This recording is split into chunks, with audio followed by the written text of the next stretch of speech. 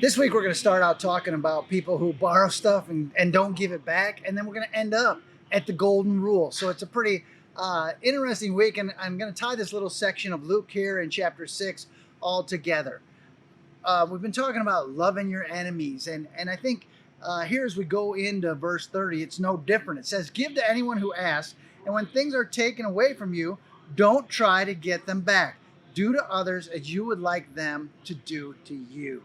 And that beginning part, it says when you things get taken away from you, don't try and take them back or get them back. Man, that's so foreign to us, isn't it? I mean, a lot of times when we borrow or lend something to somebody, if they don't give it back, man, we're really hurt, right? But what this verse is talking about is two things. One is stewardship. That anything we have here on the earth really isn't ours, be it money, tools, if you lend that to somebody, or any possession that we might have just isn't ours, and God just asks us to be good stewards of it, and He blesses us with things and asks us to in turn bless others. So if that thing doesn't come back, a lot of times as humans we get kind of irked, we get mad, and we keep score. And that's the other thing. Don't keep score.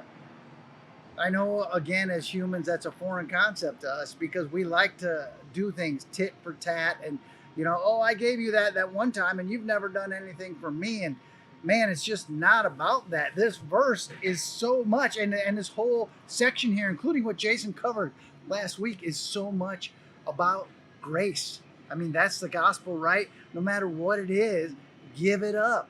Don't burden yourself with it. Don't carry it with you. Free yourself of it. Verse 31, do as you would like them to do to you, or do unto others as you would have done to you. That sounds so awesome, and that is a verse to live by, but isn't it so hard for us to live that out? We like to hold other people to a totally different standard than ourselves. When it's us, we want to get that grace from somebody else, but yet when somebody else does something that rubs us the wrong way or takes that thing from us and doesn't return it, we want to hold them accountable.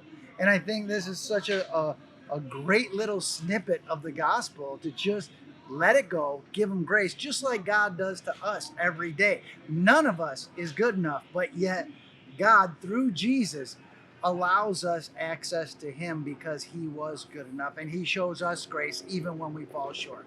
I hope that encourages you this week. We'll catch you next week on Wednesday Wisdom.